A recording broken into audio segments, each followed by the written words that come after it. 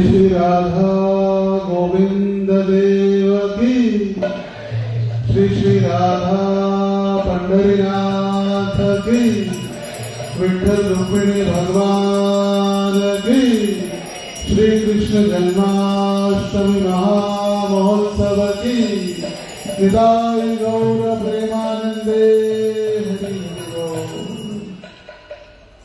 जय राधा माधव कुंज बिहारी,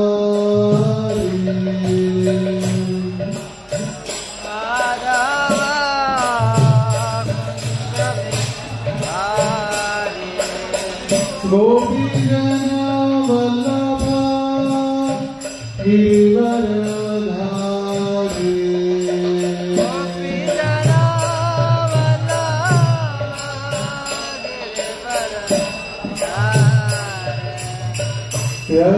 यशोदानंदन ब्रज जन रंजन,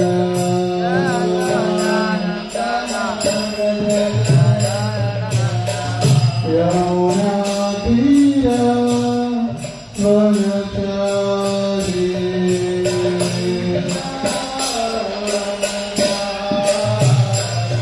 जय राधा माधव कुंज बिहारी,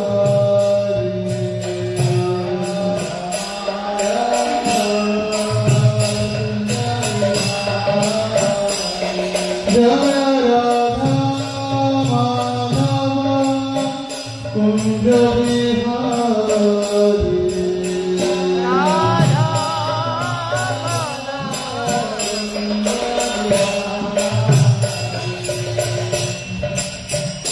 हरे कृष्ण कृष्ण कृष्ण हरे हरे, हरे राम राम राम हरे हरे, हरे कृष्ण कृष्ण कृष्ण हरे राम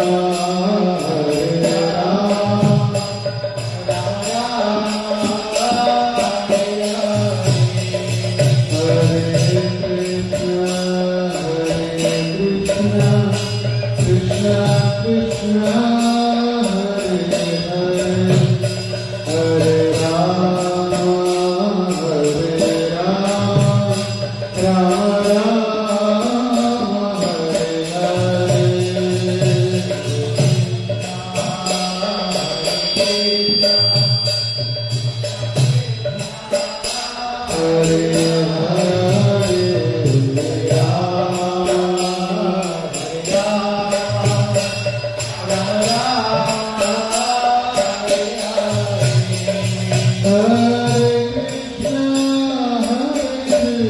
राम कृष्ण कृष्ण हरे हरे, हरे राम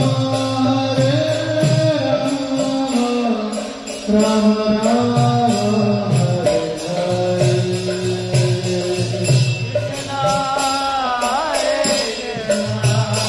कृष्ण कृष्ण हरे हरे, हरे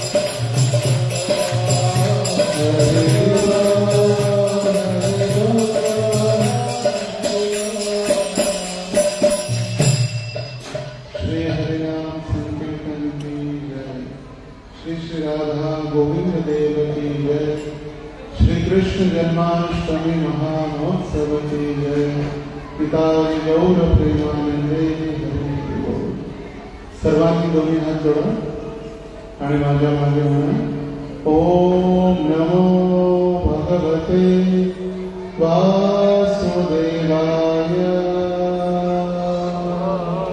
म्हणा सर्वजण.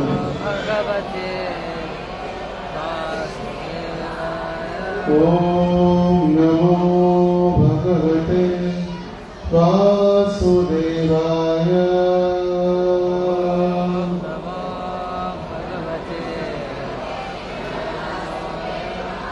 ओम नमो भगवते वासुदेवाय.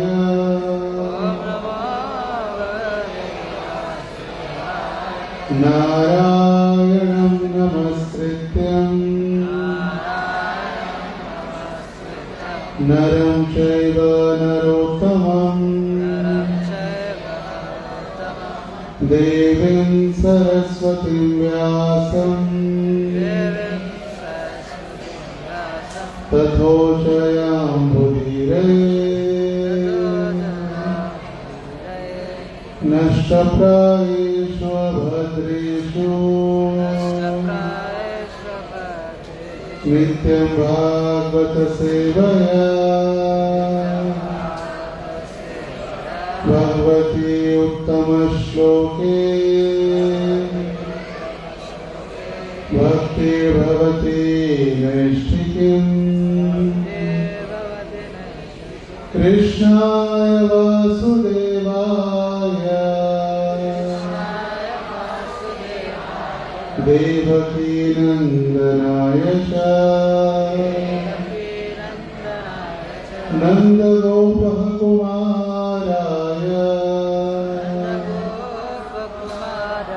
गोविन्दाय नमो नमः. हरे कृष्ण. अंतर्राष्ट्रीय कृष्ण भावनामृत संघ श्री श्री राधा पंढरीनाथ मंदिर इस्कॉन पंढरपूरच्या वतीनं आज या मोहोळ शहरामध्ये आपण श्रीकृष्ण जन्माष्टमी साजरी करत आहोत. तर तशी जन्माष्टमी सोमवारी 26 ऑगस्ट रोजी होती.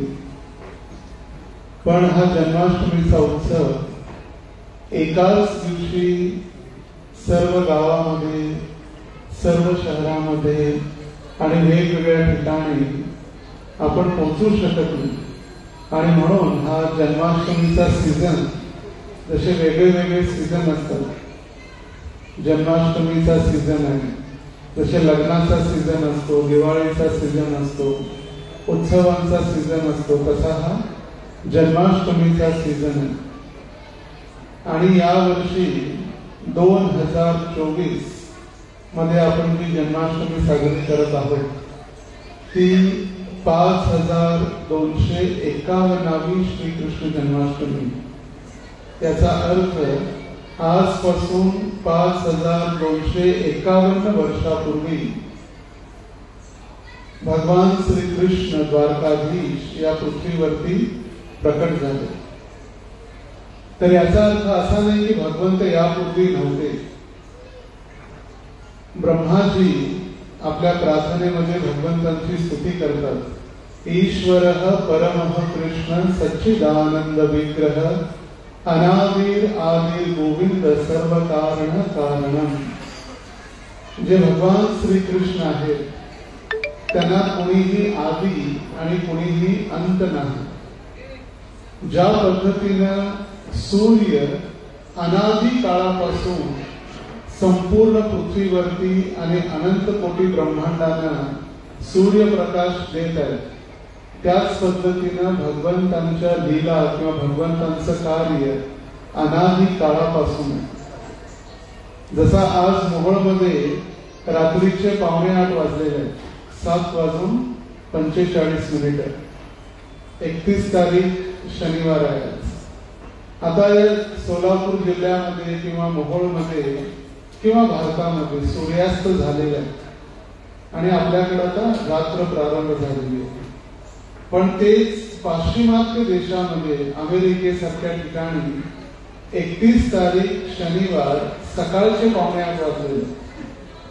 सकाळी 7:45 वाजले. 12 तासाचं अंतर. इथं रात्र होईल, तिथं सकाळ झालेली. तिथं रात्र होईल, आता आमचा उद्या सूर्योदय होणार. तर आपल्या इथं जेव्हा सूर्यास्त होतो त्यावेळी आपण कधीही असं म्हणत नाही की सूर्य मेला किंवा सूर्य वारला. आपण काय म्हणतो? सूर्य अस्त झाला. पश्चिमेजवळ सूर्य क्षितिजामध्ये सूर्य अस्त झाला. पण प्रत्येकाला निश्चित माहित आहे की सूर्योदय उद्या पहाटे होणार आहे ब्रह्ममुहूर्ताच्या वेळी. त्याच पद्धतीनं भगवान श्रीकृष्ण या पृथ्वीवरती अवतरित झाले 5251 वर्षापूर्वी. पण भगवंतांची लीला किंवा त्यांचं कार्य अनादी काळापासून प्रत्येक ब्रह्मांडामध्ये वेगवेगळ्या ग्रह लोकांमध्ये वेगवेगळ्या अवतारांमध्ये त्यांचं कार्य चाललेलं आहे.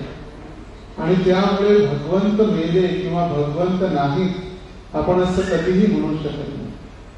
ते कधीही जन्म न घेता त्यांना अजन्मा म्हटलेला ते अजन्म आहेत. आणि तरी सुद्धा ते आपल्या भक्तांना आनंद देण्यासाठी भक्तांवर कृपा करण्यासाठी जन्म घेतात. आणि म्हणून आपण त्यांची जयंती साजरी करू शकतो. लोकांना वाटतं की भगवंत कोण आहे देव दाखवा. ओ महाराज, तुम्ही देवाला बघितलं का? आम्हाला पण दाखवा. पण भगवंत इतके स्वस्त नाही आहेत की ते प्रत्येकाला रस्त्यावर जाणाऱ्या येणाऱ्यांना देखील ते दिसतील. एखादा जर मंत्री, मुख्यमंत्री किंवा सभापती किंवा प्रधानमंत्री यांना जरी भेटायचं म्हटलं तरी किती नियम आणि किती प्रोटोकॉल पाळावे लागतात. त्यांची सेना, त्यांचे असिस्टंट, त्यांचे सेक्रेटरी, त्यांचे PA, त्यांची अपॉइंटमेंट घेऊन आपण त्यांना भेटू शकतो. आणि आपल्याला वाटते की भगवंत अनंत कोटी ब्रह्मांडाचे स्वामी ते आपल्याला असंच दिसतील. ते असे कधीही दिसत नाही. त्यांची अपॉइंटमेंट घ्यायची असेल किंवा जर त्यांचं दर्शन घ्यायचं असेल तर एक कार्य जे आहे ती म्हणजे भक्ती. आणि म्हणून भक्तीच्या जोरावरती किंवा भक्तीच्या शक्तीनं आपण भगवंतांना पाहू शकतो. आजही भगवंत दर्शन देण्यासाठी तयार आहेत. पण आपण भक्तीच्या अंजन किंवा भक्तीचं जे काजळ म्हणतो ते काजळ जर आपल्या डोळ्यात असेल तर आपण भगवंतांचं दर्शन आजही घेऊ शकतो. ब्रह्माजी आपल्या प्रार्थनेत म्हणतात, प्रेमांजनश्रुरित भक्ती विलोचनेन संतः सदैव हृदयेषु विलोकयन्ति यं श्याम सुंदरमचिन्त्य गुणस्वरूपं गोविंदमादि पुरुषं तमहं भजामि. प्रेमांजन भक्ती विलोचनेन. जे संत आणि साधू आहेत आपल्या डोळ्यामध्ये काजळ लावतात. कोणतं काजळ? प्रेमाचं किंवा भक्तीचं काजळ लावतात. आणि त्यामुळे त्यांच्या हृदयामध्ये सदैव भगवंत निवास करू शकतो. एका भक्ताने भगवंतांना एक उपहार देण्याची योजना केली. म्हणजे भगवंता, मी तुला काहीतरी देण्याची इच्छा आहे. पण त्या भक्ताला वाटलं की मी आता काय देऊ शकतो भगवंतांना. जे काही आहे ते सर्व भगवंतांनीच दिलेलं आहे. जे काही आपल्या जवळ आहे, मग ती पृथ्वी आहे किंवा पैसा आहे किंवा शरीर आहे, प्राणवायू सुद्धा भगवंतांनी दिलेलं आहे. जर भगवंतांनी कोणाची एक नस जरी बंद केली समाप्त, एक नस बंद झाली तरी समाप्त. तर ज्या भगवंतांनी आपल्याला सर्व काही दिलेलं आहे त्यांना आपण काय देऊ शकतो? तर त्या भक्ताने भगवंतांना म्हटलं, भगवंत आम्हाला लक्षात आहे एक गोष्ट तुमच्या जवळ नाहीये. ती काय? तुम्हाला मन नाहीये. मन तुमच्या जवळ मन नाहीये. कारण तुमचं मन किंवा तुमचं हृदय जे आहे ते राधा राणी, तुमची जी शुद्ध भक्त आहे राधा राणी किंवा रुक्मिणी, त्यांनी हरण केलेलं आहे. मदन मोहन मोहिनी, त्या मदन मोहनांचं हृदय त्या राधा राणींनी आकर्षित केलेलं आहे. त्यामुळे तुमचं मन तुमच्या जवळ नाही. आणि म्हणून जर द्यायचं असेल तर माझं मन तुम्हाला द्यायसाठी तयार आहे. पण ते मन कसं असलं पाहिजे? मग शुद्ध असलं पाहिजे, स्वच्छ असलं पाहिजे. आणि ते शुद्ध मन आपण भगवंतांना अर्पण केलं तर त्या मनामध्ये भगवंत निवास करू शकतात. आपण काय केलेलं? आपलं हृदय किंवा आपलं मन वेगवेगळ्या लोकांना भाडे तत्वावर दिलेलं आहे. अभिनेते, सिने कलाकार किंवा सिरियल मधले कलाकार किंवा फुटबॉल खेळणारे, क्रिकेट खेळणारे, आपले प्रियकर, आपले नातेवाईक, सगळ्यांना भाडे तत्वावर आपलं हृदय, आपलं मन दिलेलं आहे. मग भगवंत कसं आहे म्हणते? जेव्हा आपलं मन शुद्ध होईल आणि हृदयापासून आपण जेव्हा भगवंतांना प्रार्थना करू, भगवंता या आणि आमच्या हृदयात तुम्ही निवास करा, ती खरी जन्माष्टमी. ज्यावेळी भगवंत आपल्या जीवनामध्ये प्रवेश करतील. आणि भक्ती म्हणजे सगळ्यांना वाटते की सगळं सोडावं लागेल, आपल्याला खाणं पिणं सोडावं लागेल, घरदार सोडावं लागेल आणि मंदिरात जाऊन राहावं लागेल, संन्यास घ्यावा लागेल. असं काही नाही. भक्ती याचा अर्थ एकच आहे, आपण ज्या पद्धतीनं ज्या ठिकाणी आपण राहत आहोत, जे कार्य करत आहोत तेच कार्य आपल्याला करायचं आहे. फक्त आपल्या जीवनामध्ये भगवंतांना एक कुटुंबाचा सदस्य म्हणून वाढवायचं आहे. कमी काही करायचं नाही आहे, फक्त ऍडिशन आहे. जे काही आपण करतो ते भगवंतांना अर्पण करणं, त्याला म्हणलेलं आहे भक्ती. आपण दररोज जेवतो, जेवतात नाही आपण? एका कोण आहे जर न जेवता राहणारा मी आहे, फक्त हवेवर राहणार आहे किंवा फक्त पाण्यावर मी राहणार आहे, नाही. या कलियुगामध्ये प्रत्येक जण भोजनावरती निर्भर आहे. कारण आपण जो काळ आहे त्याला म्हणलेला आहे अन्नमय कोश. वेगळे वेगळे कोश आहेत. अन्नमय कोश, ज्ञानमय कोश, प्राणमय कोश. तर अन्नमय कोश जो आहे, आपण जर जेवलं नाही तर आपण जगणार नाही. 1-2 दिवस नाही, 21 दिवस पर्यंत माणूस जगू शकतो बिना खाता.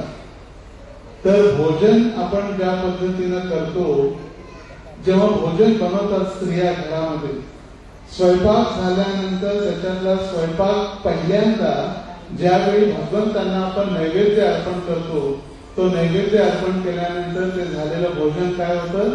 प्रसाद. प्रत्येकाला काही ना काहीतरी सुंदर संगीत ऐकण्याची इच्छा असते. पण तेच जर भगवंतांच्या संबंधित असेल त्याला म्हटलेलं आहे कीर्तन.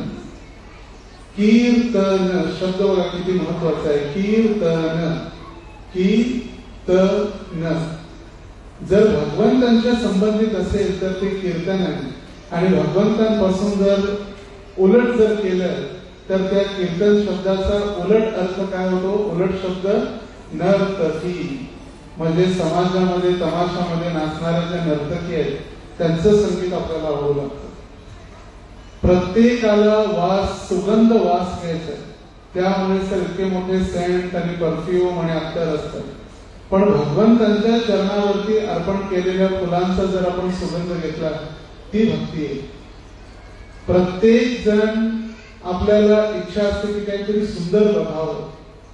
भगवंतांचं सुंदर दर्शन जर आपण पाहिलं तर भौतिक जगातील सुंदरता किंवा भौतिक जगातील आकर्षण पाहणं आपल्याला आवश्यक राहणार नाही. फक्त भगवंतांचं दर्शन घेणं सुद्धा भगवंतांची भक्ती आहे. तर भक्ती म्हणजे सोडणं काही नाही.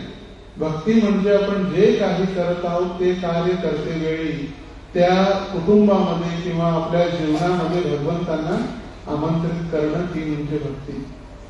आणि हीच भक्ती देण्यासाठी भगवंतांच्या भक्तांसोबत भक्तांना आनंद देण्यासाठी भगवंत प्रत्येक युगायुगामध्ये अवतरित होतात. भागवताच्या सुरुवातीला वर्णन करण्यात आलेलं आहे, एते चांस कलह पुंसा कृष्णस्तु भगवान स्वयं इंद्रादि व्याकुलम लोकम मृडयन्ति युगे युगे.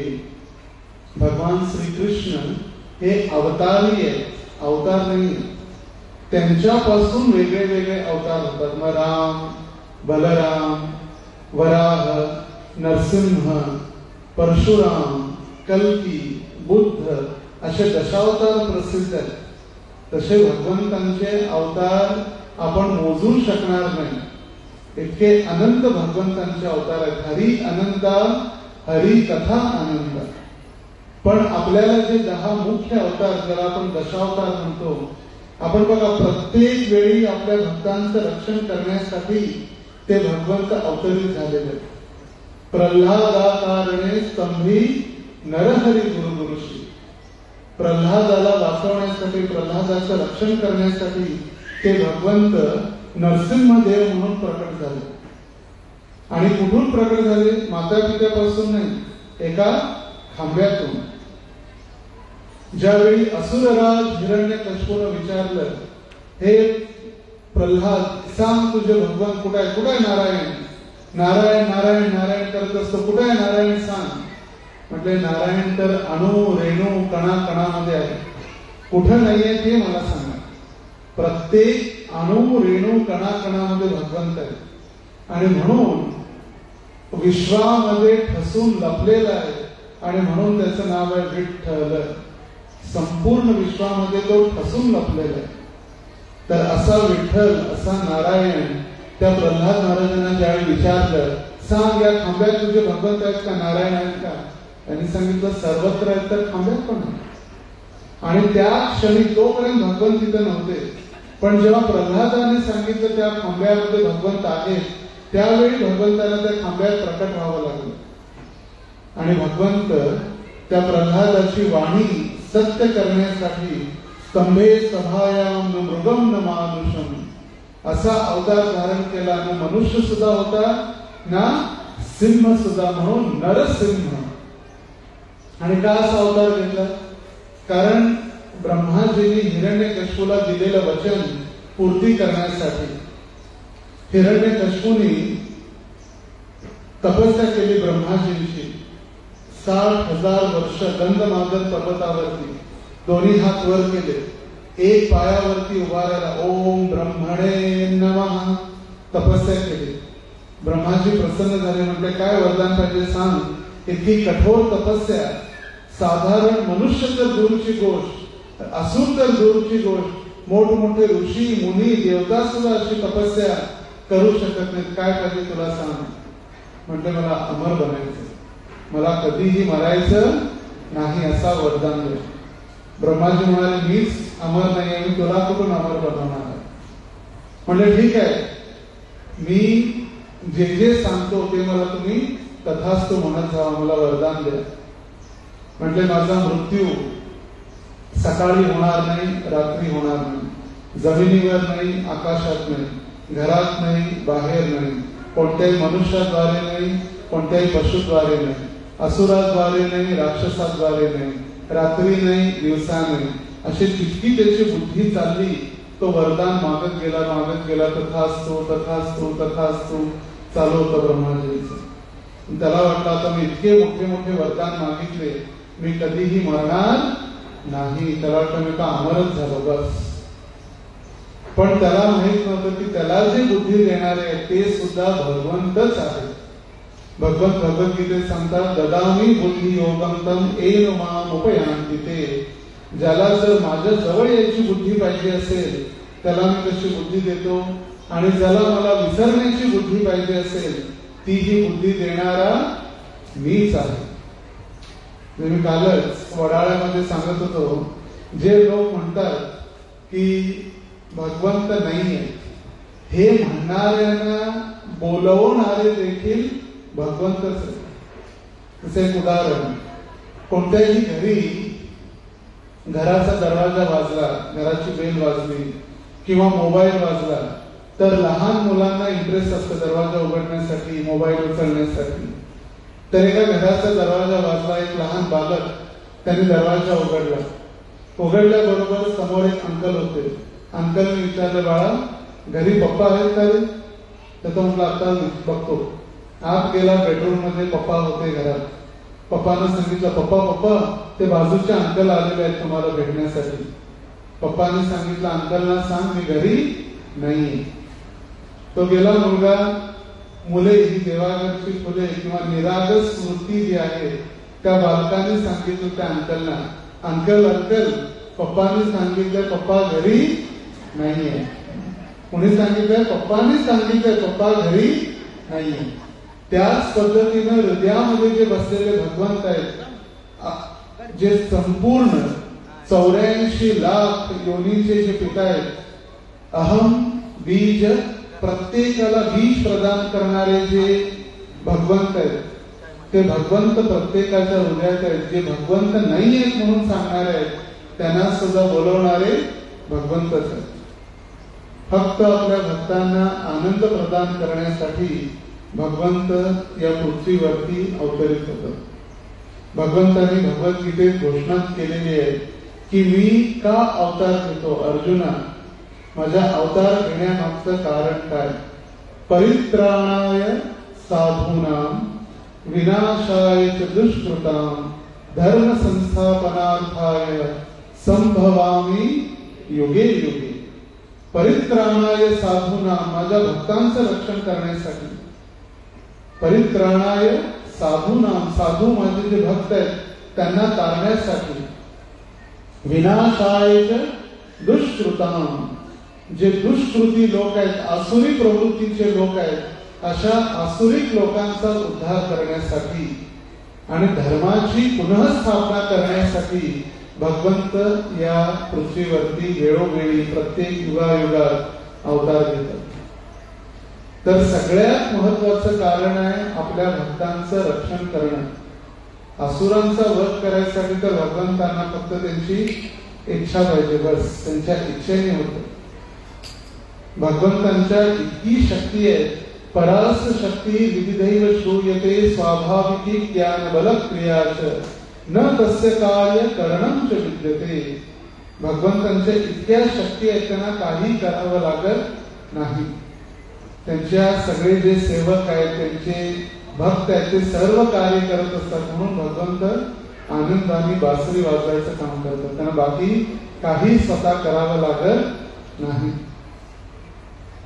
जसं सांगण्यात आलेला एखादा व्यक्ती, जसं एक कंपनी किंवा एका हॉटेलचा मालक आहे किंवा एक मोठा जर जेलर जरी असला, कारागृहाचा प्रमुख, त्या कारागृहाचे जे जेलर असतात तो जरी असला, त्यांना सुद्धा नियम आहे. जसं एखादा व्यक्ती जर कुणी जेलमध्ये असेल, त्यालाही नियम आहे. तो कधी बाहेर फिरायला जाऊ शकतो का? त्याला शनिवार आहे, संध्याकाळी आधी जरा एक राऊंड मध्ये मी मोबाईलमध्ये नाही, जोपर्यंत पोलिसांची परवानगी नसते तो बाहेर जाऊ शकत नाही. हवालदार जे असतात त्यांनाही दररोज येऊन आपली हजेरी लावावी लागते, पोलिसांना देखील हजेरी लावावी लागते, जेलरला सुद्धा हजेरी लावावी लागते. पण कदाचित एखादे राष्ट्रपती जर त्या कारागृहात आले आणि त्यांच्या एका सहीने कोणाचाही मोठा कैदी असेल, ज्याला जन्मठेपेची शिक्षा, फाशीची शिक्षा जरी दिलेली असेल, त्या राष्ट्रपतीच्या एका सहीने त्याला मुक्त केलं जाऊ शकतं. त्याच पद्धतीनं भगवंत येतात आपल्या भक्तांना या भौतिक जगाच्या जेलमधून मुक्त करण्यासाठी. आणि भगवंतांना सगळ्यात प्रेम आपल्या भक्तांशी आहे. असुरांना मारणं तर सेकंडरी आहे, पण तो बाहेर हात का खेळ म्हणतात तसं. सगळ्यात मुख्य कारण, प्रायमरी रिझन जर म्हटलं तर आपल्या भक्तांचं रक्षण आणि भक्तांसोबत आनंद घेण्यासाठी. एकदा अकबर आणि बिरबल यांच्यामध्ये संवाद चालू होता. आणि अकबर आणि बिरबलला विचारलं, म्हणते अरे हिंदूंच्या देवतांमध्ये भगवंत तुमचे जे देव आहे त्या देवाला काय यावं लागतं दरवेळी? त्यांचे कोणी असिस्टंट किंवा कोणी सेवेकरी नाही आहेत का त्यांच्याकडे भक्तांचं रक्षण करण्यासाठी? म्हणजे महाराज त्याचं उत्तर मी तुम्हाला वेळ आल्यानंतर कधी देईल. कालांतरानं बिरबलांनी एक योजना आखली आणि अकबराला सांगितलं, महाराज आपण नौका विहार बोटीतून जाणार आहोत. नौका विहार आम्ही आयोजित केलेला आहे आणि त्या नौकेतून जाते वेळी त्या नौकेत आपण जेव्हा फिरायला जाऊ नौका विहार बोटीतून, त्यावेळी तुम्ही, तुमची पत्नी, तुमचे सेवेकरी, अंगरक्षक आणि तुमचं बाळ त्यांना पण आपण संध्याकाळी फिरायला घेऊन जाऊ. ज्यावेळी ती नौका हळूहळू हळूहळू हळू मध्यावरती पोचली, जिथं पाणी अगदी खोल होतं, बिरबलाने काय केलं, अकबराच्या बाळाला पाण्यात टाकून दिलं. जसं पाण्यात टाकलं, अकबरांनी 1 मिनिट देखील विचार न करता लगेच पाण्यात उडी घातली आणि त्या स्वतःच्या बाळाला वाचवलं.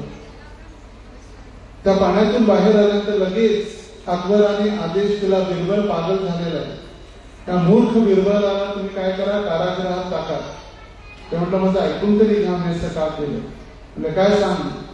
म्हणजे तुम्ही जो प्रश्न विचारलेला होता की तुमचे भगवंत स्वतः काय येतात, त्यांच्याजवळ काय असिस्टंट नाही काय, त्याचं उत्तर म्हणजे तुम्ही जसं तुमचं स्वतःचं बालक आहे म्हणून तुम्ही स्वतः उडी मारली आणि तुमच्या बाळाला वाचवलं, त्याच पद्धतीनं प्रत्येक जीव हा भगवंतांचा पुत्र असल्याप्रमाणे अहम बीजः प्रदः पिता, भगवान भगवद्गीतेत सांगतात की जेवढेही जीव आहेत पृथ्वीवरती त्या सर्वांचा पिता मी. आणि म्हणून आपले भगवंत दरवेळी प्रत्येक युगायुगामध्ये आपल्या भक्ताचं रक्षण करण्यासाठी स्वतः अवतरित होतात. आणि हाच भगवंतांचं सगळ्यात मोठं कारण आहे अवतार घेण्यासाठी. तसं भगवंतांना अवतार घेण्याची आवश्यकता नाही, पण आपल्या भक्ताचं रक्षण, आपल्या भक्ताबरोबर आनंद घेण्यासाठी ते अवतरित होतात. आणि असुरांना मारण्यासाठी तर कोरोनासारखा विषाणू पण भरपूर आहे. एक विषाणू सोडलेला आठवतं का? विसरले? 4 वर्षापूर्वी, 5 वर्षापूर्वी 2019 कोविड-19 अशा एक छोट्याशा विषाणूंनी देखील प्रत्येकाला घरात बसवलं, दारं खिडक्या लावून. कोणी बाहेर जाण्याची सुद्धा कोणाची डेअरिंग होत नव्हती. प्रत्येक जण घाबरून घरात बसत, अरे बापरे नको. घरातील सदस्याला सुद्धा बाहेरून जर आला, पुण्याहून मुंबईहून, त्याला म्हणलं त्याचं नाही बाहेर बाहेर 14 दिवस काय हो क्वारंटाईन. तर भगवंतांना भूकंप आहे, असे विषाणू आहेत किंवा महापूर आहेत, एकदम जर अग्नी भडकलेली असेल, त्या असुरांना मारण्यासाठी काहीच नाही. एक भक्त मला सांगत होते, काही वर्षापूर्वी लातूरमध्ये भूकंप झाला आणि भूकंप झाल्यानंतर कित्येक जण त्या भूकंपामध्ये मारले गेले, पण विठ्ठल मंदिरामध्ये जे कीर्तन करणारे भक्त होते त्यांना कळालं सुद्धा नाही, भूकंप आला आणि गेला. तर जो भगवंतांचा आश्रय घेतो त्याचं भगवंत सदैव रक्षण करतो. तर अशाच पद्धतीनं एक दिवशी पृथ्वी जी अधर्मामुळे भारावून गेलेली होती, पृथ्वीवरती जे मोठमोठे पर्वत आहेत, शिखर आहेत, त्यामुळे पृथ्वी कधी तिला वजन होत नाही. पण पृथ्वीला भार होतो कधी, ज्यावेळी व्यक्ती अधर्म करतो, पाप वाढतं, त्यावेळी पृथ्वी असहनीय होतं पृथ्वीला. आणि आपली जी पृथ्वी आहे तिनं एका गायीचं स्वरूप धारण करून ती पोचली कुठं? ब्रह्मदेवांजवळ. आणि ब्रह्मदेवाला तिनं विनंती केली, हे ब्रह्माजी, मला असहनीय होऊ लागलेलं आहे, कारण काय हे दुष्ट राजे इतका अधर्म करू लागलेले आहेत आणि त्या अधर्मामुळे मला अति असहनीय वजन वाढू लागलेलं आहे अधर्माचं. ब्रह्मदेव म्हणाले, मीही त्याला काही करू शकत नाही. चला आपण दोघंही सर्व देवी देवतांसोबत भगवान नारायणांजवळ जाऊ. आणि गायीचं रूप धारण केलेली पृथ्वी, ब्रह्माजी, सर्व देवी देवता क्षीरसागराच्या तटावरती पोहोचले. क्षीर सागर, क्षीर म्हणजे कंडेन्स मिल्क, आटवलेलं जे दूध असतं, रबडी किंवा बासुंदी, त्या पद्धतीचा समुद्र. आपल्याजवळ जे समुद्र आहे ते खारट पाण्याचे, पण ज्या समुद्रामध्ये नारायण पहुडलेले आहेत त्याचं नाव आहे क्षीरसागर. आणि त्या क्षीरसागराच्या तटावरती ब्रह्माजी सर्व देवी देवता पुरुष सूक्त नामक प्रार्थनेनं भगवंतांची प्रार्थना करू लागले. आणि ती प्रार्थना करते वेळी ब्रह्माजींनी पुढाकार घेतलेला होता सर्व देवी देवतांच्या प्रित्यर्थ. आणि ब्रह्माजी पुरुष सूक्त नामक प्रार्थना त्या भगवंतांना, नारायणांना प्रसन्न करण्यासाठी भगवंतांच्या चरणी ते प्रार्थना करू लागले. तत्र गत्वा जगन्नाथ देवदेव वृषा कपिं पुरुषं पुरुष सूक्तेन उपतस्ये समाहिताः. तर पुरुष सूक्त नामक प्रार्थनेनं ज्यावेळी ब्रह्माजी आणि इतर देवी देवतांनी भगवंतांची स्तुती केली, त्यावेळी भगवान नारायणांनी ब्रह्माजींच्या हृदयामध्ये ज्ञान दिले आणि ब्रह्माजींना सांगितलं, तेने ब्रह्महृदय आदि कवये मुह्यन्ति यत् सूरयः. भगवान कृष्णांनी, नारायणांनी ब्रह्माजीच्या हृदयात ज्ञान प्राप्ती केली, ज्ञान दिलं आणि भगवंतांनी सांगितलं, हे ब्रह्मा, माझा लवकरच अवतार घेण्याची वेळ येत आहे आणि स्वतः मी कृष्ण रूपामध्ये मथुरेत अवतार घेणार आहे. आणि माझा आदेश आहे की तुम्ही सर्वजण, सर्व देवी देवता मथुरा आणि मथुरा मंडळामध्ये, यादव वृष्णी कुळामध्ये आपण जन्म घ्या आणि मी लवकरच अवतरित होईल. तर या ठिकाणी सांगितलं की स्वतः भगवंतांनी आदेश दिल्यानंतर सर्व देवी देवता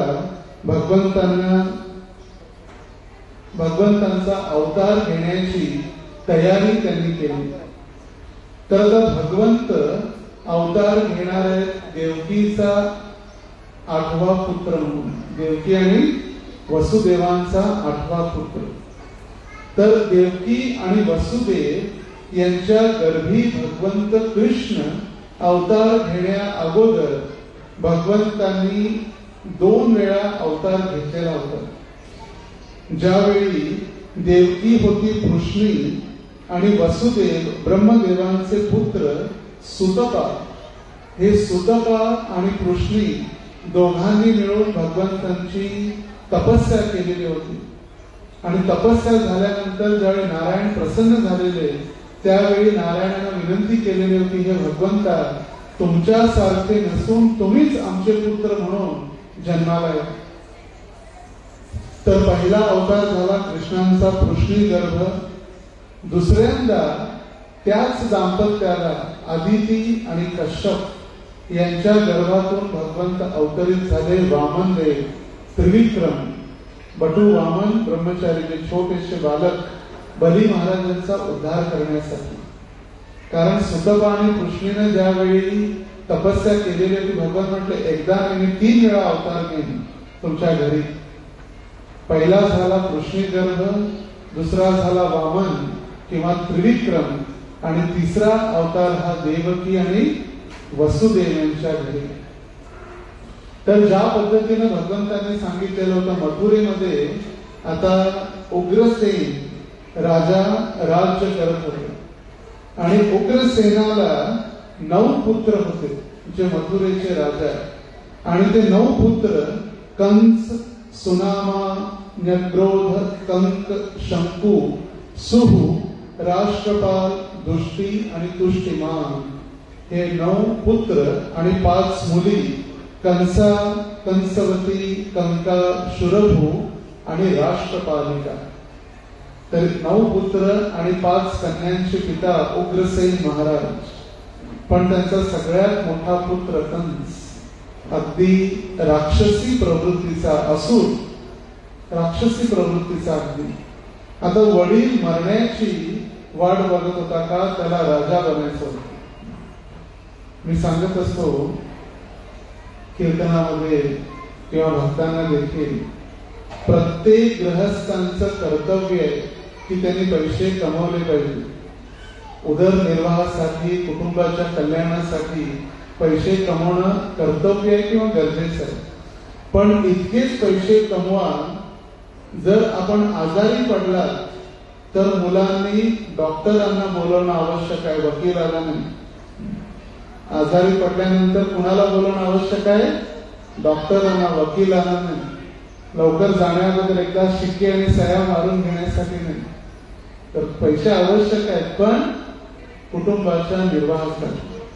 तर या कंसाला देखील भीती वाटत होती, कधी राजा बनणार, कधी राजा बनणार. एक दिवस वडिलांचे पाय धरून नमस्कार करण्यासाठी गेला आणि पाय उचलून त्यांना कारागृहात फेकून दिलं.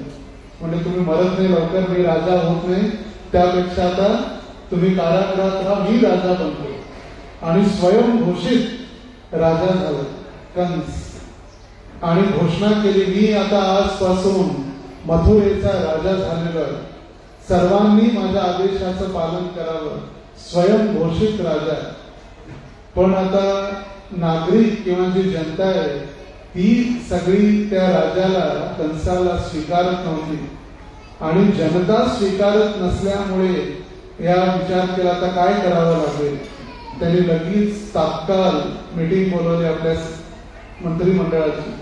मंत्रिमंडळाने सांगितलं, साहेब महाराज काय करा, 3-4 चांगली कामं करा, लोक लगेच वाईट कार्य विसरून जातील.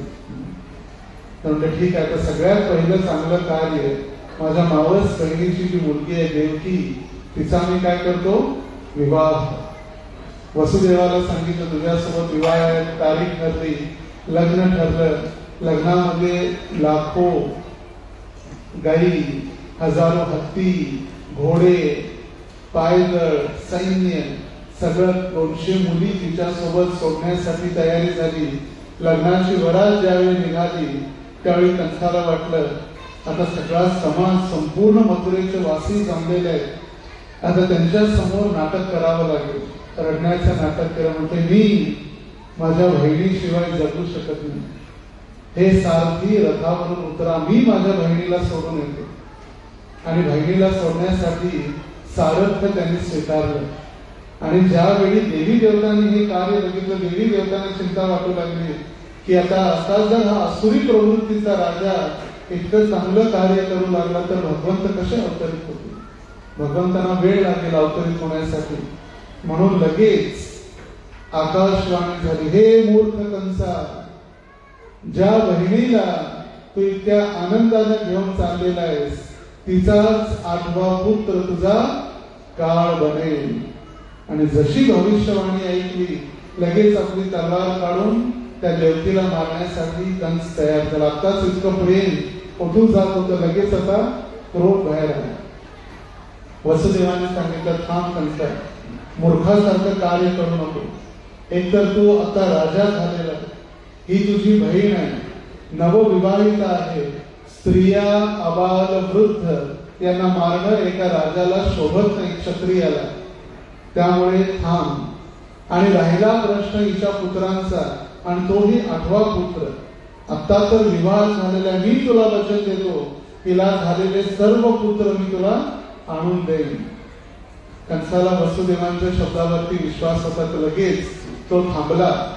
पण त्यानं दोघांनाही कारागृहात डांबून ठेवला. हातात पायात हातकड्या घातल्या आणि कारागृहात डांबून ठेवले. पहिला पुत्र झाला कालांतरानं कीर्तिमान. त्या कीर्तिमान पुत्राला घेऊन वसुदेव कंसाला सुपूर्त करण्यासाठी गेले. कंस आनंदित झाला आपल्या भाच्याला पाहून, आकर्षित झाला. म्हणजे नाही राहू दे, घेऊन जा, 8वा पुत्र, हा तर पहिलाच आहे. त्यावेळी देखील नारदांना चिंता वाटू लागली. म्हणजे असा जर हा पुन्हा चांगलं कार्य करू लागला तर भगवंत कधी अवतरित होणार. नारद आले आणि नारदाने सांगितलं, कंसा हे घरी माळ घे, 8 मण्यांची माळ, किंवा काही जण म्हणतात 8 ते कमळाच्या पाकळ्या असलेल्याच फूल. तर माळ दिली. म्हणजे मोज, 1 2 3 4 5 6, 7, 8 उलट करता 1, 2, 3. नारद काय चाललंय, काय म्हणताय? म्हटले आपल्याला 8वा पुत्र मारणार आहे अशी भविष्यवाणी झाली, पण जे देवी देवता असं खोटं बोलणारे भविष्यवाणी करणारे असतील त्या देवकीचा पहिला पण 8वा असू शकतो, हेच तर मी तुला सांगायचा प्रयत्न करतोय. म्हणून माळ उलट करून मोजण्यासाठी सांगितले. लगेच पुन्हा प्रेम क्रोधामध्ये परिवर्तित झाले. त्या पहिलं बालक कीर्तिमान त्याला दगडावरती आपटून त्याची हत्या केली. कालांतराने 2रा, 3रा, 4था, 5वा, 6वा, 7वा, 6व्यापर्यंत 6 पुत्रांची त्यांनी हत्या केली. तर सांगितलेलं आहे हे 6 पुत्र जे आहेत वेगवेगळ्या आचार्यांनी वेगवेगळ्या ठिकाणी वर्णन करण्यात आलेलं आहे. हरिवंशच्या अनुसार हे देवकीचे 6 पुत्र ब्रह्मदेवांना प्रसन्न करण्यासाठी जे हिरण्यकश्यपूपासून हिरण्यकश्यपूचे नातू होते, त्यांची नाव होती हंस, सुविक्रम, क्रथा, दमन, रिपुमर्दन, क्रोधहंता. हे हिरण्यकश्यपूपासून दूर गेले म्हणून हिरण्यकश्यपूने त्यांना श्राप दिलेला. आणखी आचार्य म्हणतात वैष्णव सनातन गोस्वामीनुसार हे जे देवकीचे 6 पुत्र पूर्वजन्मी मरीचीचे पुत्र होते आणि आता ब्राह्मण श्रापामुळे ते कालनेमीचे पुत्र देखील झाले. पण हे 6 पुत्र जर आपल्या सरळ साध्या शब्दात जर म्हणायचं असेल तर कोण आहे? काम, क्रोध, लोभ, मद, मोह आणि मात्सर्य. ज्यावेळी हे हृदयातून नष्ट होतील त्यावेळी देवकीचा 7वा गर्भ आदि गुरु बलराम प्रकट होतील हृदयामध्ये. कारण बलरामजी आदि गुरु आहेत. भगवंत प्रकट होण्या अगोदर ती सर्व तयारी पाहण्यासाठी बलरामजी अवतरित होतात. आणि ज्यावेळी बलरामजी देवकीच्या गर्भात होते भगवान श्री कृष्णांनी नारायणांनी योग मायेला आदेश दिला. म्हटले मी लवकरच देवकीच्या गर्भामध्ये प्रकट होणार आहे आणि माझी इच्छा आहे बलरामजी जे देवकीच्या गर्भामध्ये बालक आहे ते काय करा, रोहिणीच्या गर्भामध्ये स्थानांतरित करा. असं कधी झालंय का? एका आईच्या गर्भातून दुसऱ्या आईच्या गर्भात बालक. आपल्याला वाटतं टेस्ट ट्यूब बेबी किती मोठा आपण शोध लावला विज्ञानाने, पण एकच बालक एक आईच्या गर्भातून दुसऱ्या आईच्या गर्भामध्ये आणि त्यांचं संकर्षण नाव झालं. कर्षण, एका गर्भातून दुसऱ्या गर्भात कर्षण झाल्यामुळे संकर्षण किंवा भक्तांना आनंद देणारे बल देणारे ते बलराम झाले. रोहिणी पुत्र बलराम. सर्वांना वाटलं की देवकीचा 7वा गर्भ नष्ट झालाय आणि आता काय करणार. ज्यावेळी 8वा गर्भ भगवान श्रीकृष्ण आता देवकीच्या गर्भात प्रकट झाले. आता भगवान श्रीकृष्ण ज्यावेळी अवतार घेतात त्यावेळी सर्वसाधारण स्त्री आणि पुरुष एकत्रित आल्यानंतर जसं मुलं जन्म घेतात तसं भगवंत कधीही प्रकट होत नाही. सगळ्यात पहिला भगवंत अवतरित झाले वसुदेवांच्या हृदयामध्ये. वसुदेवांच्या हृदयातून देवकीच्या हृदयामध्ये आणि देवकीच्या हृदयातून देवकीच्या गर्भामध्ये. आणि कारागृहात संपूर्ण अंधकार पसरलेला होता. पण ज्यावेळी देवकीच्या गर्भामध्ये भगवंत प्रकटले त्यावेळी त्या गर्भामध्ये भगवंत प्रकट झाल्यानंतर तो संपूर्ण अंधकारमय कारागृह, कोटी सूर्य समप्रभा, हजारो सूर्य एकत्रित आल्यानंतर जसा प्रकाश होतो तसा प्रकाश त्या देवकीच्या शरीरातून बाहेर येत होता. कारण अनंत कोटी ब्रह्मांडाचे स्वामी स्वयं प्रकाश, भगवंतांचं नाव आहे स्वयं प्रकाश. त्यांना लाईट, पंखे, लाईट किंवा ट्यूबलाईटची आवश्यकता कधी लागत नाही. ते स्वयं प्रकाश आहे. तर ते भगवंत ज्यावेळी देवकीच्या गर्भात प्रकट झाले सर्व देवी देवतांना कळालं आता भगवंत प्रकट होणार आहे. सर्व देवी देवता, यक्ष, किन्नर, वरुण, चंद्र, ब्रह्मा सर्व देवी देवता त्या कारागृहात येऊन भगवंतांची स्तुती करू लागले. आणि त्यांनी स्तुती केली, भगवंता सत्य परम सत्य त्रिवार सत्यम सत्यम सत्यम सत्यम. त्यांना सांगू लागले भगवंतांना, भगवंता सत्याचा विजय करण्यासाठी, सत्याचं वहन करण्यासाठी, सत्याचं रक्षण करण्यासाठी आपण अवतरित होता भगवंता. का? जर अवतार घेतल्यानंतर गर्भाच्या आपण बाहेर आलात आणि पाहिलं सगळे असुर तर तुमच्याच घरात आहेत, तुमच्याच कुटुंबात आहेत. कंस तुमचाच मामा आहे. त्या मामाप्रती प्रेम असून त्याला मारायचं विसरू नका. म्हणून सर्व देवी देवता भगवंतांना आठवण करून देण्यासाठी आले.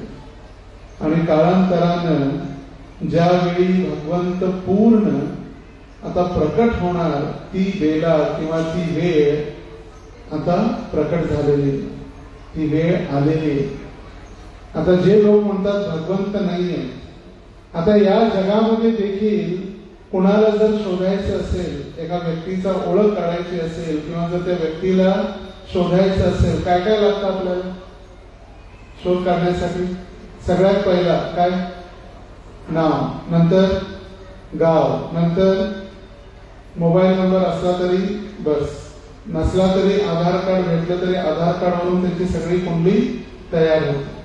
तर भगवंत अवतार घेणार, त्यांची नाव, गाव, आई वडिलांचं नाव, तिथी, वार, नक्षत्र, गोत्र, कधी, वेळ सगळं आहे. तरी मूर्ख लोक म्हणतात भगवंत नाही, देव नाही.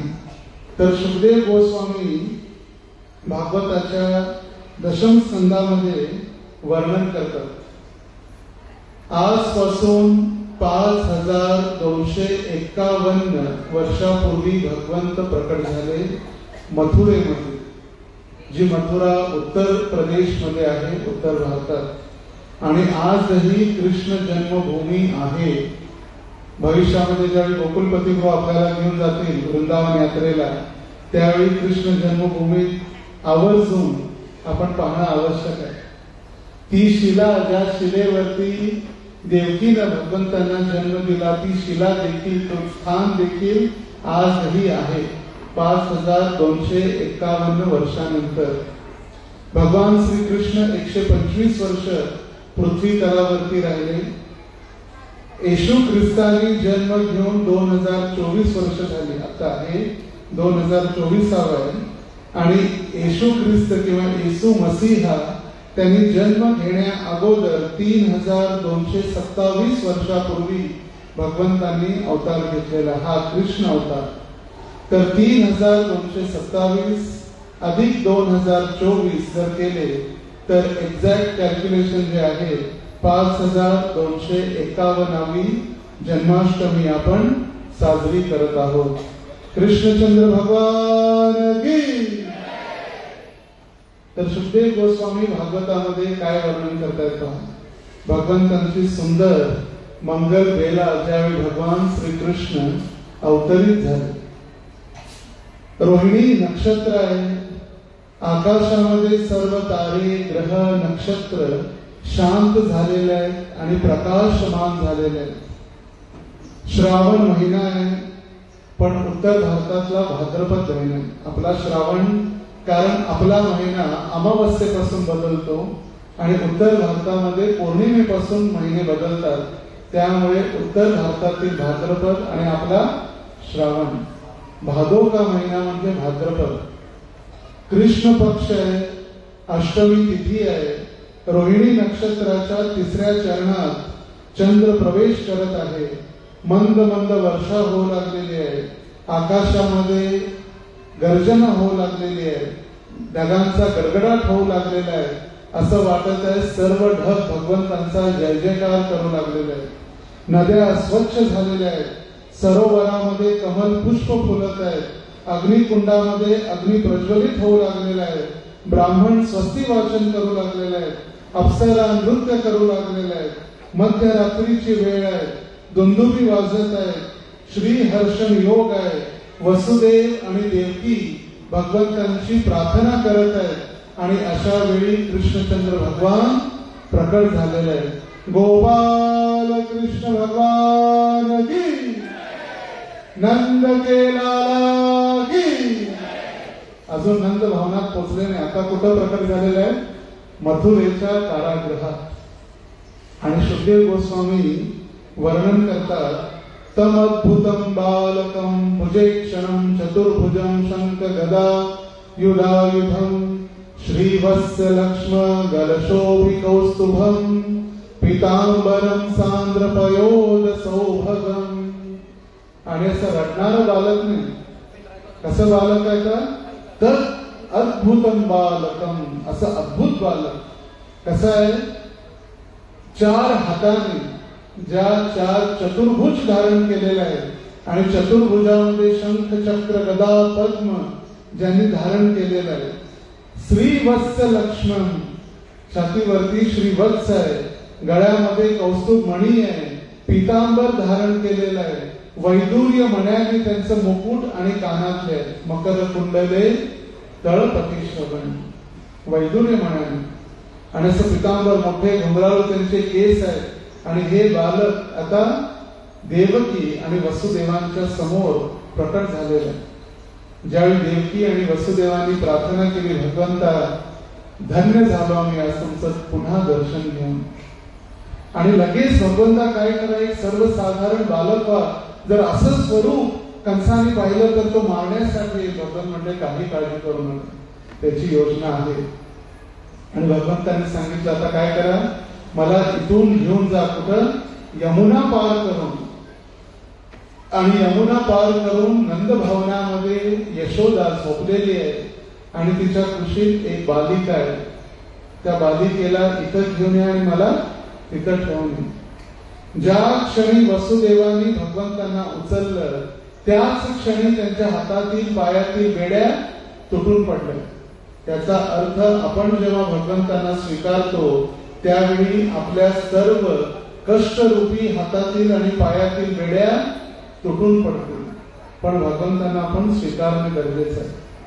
आता उचलून घेणार ठेवणार कशात? एक समोर टोपली दिसली, टोपलीमध्ये भगवंतांना ठेवलं, डोक्यावरती घेऊन निघालो. जसं भगवंतांना घेतलं सर्व पहारेकरी, सैनिक, सेनापती सगळे झोपले. महाराज म्हणतात कुत्री सुद्धा झोपली रात्रीच्या वेळी. कारण जर कुत्री जागी राहिली असती आणि कुत्री भोपली असती तर मग कुणी सेनापती किंवा सैनिक कुठले असते कंसाला कळालं असतं. त्यामुळे कुत्री सुद्धा झोपली. सर्व कारागृहाचे दरवाजे उघडले. वसुदेव कारागृहातून बाहेर यमुनेच्या काठावरती पोहोचले. यमुना पावसामुळे दुलडी भरून वाहत होती. कारण यमुना देखील विचार करत होती माझे पतिदेव, माझे स्वामी पहिल्यांदा माझ्या पात्रामध्ये येणार आहेत, त्यांचं स्वागत करणं आवश्यक आहे. वसुदेव हळूहळू हळू पाण्यात जाऊ लागले. आता बुडणार तोपर्यंत भगवंतांना दया आली, माझ्या पितांची जलसमाधी होऊ नये म्हणून भगवंतांनी त्या टोपलीतून आपले दोन्ही चरण बाहेर काढले. चरणांचं दर्शन, चरणाला स्पर्श झाला यमुनेचा आणि यमुनेने मार्ग रिकामा करून दिला वसुदेवांना जाण्यासाठी. वसुदेव गोकुळात पोहोचले. ती बालिका घेतली, योग मायेचं स्वरूप बालिका.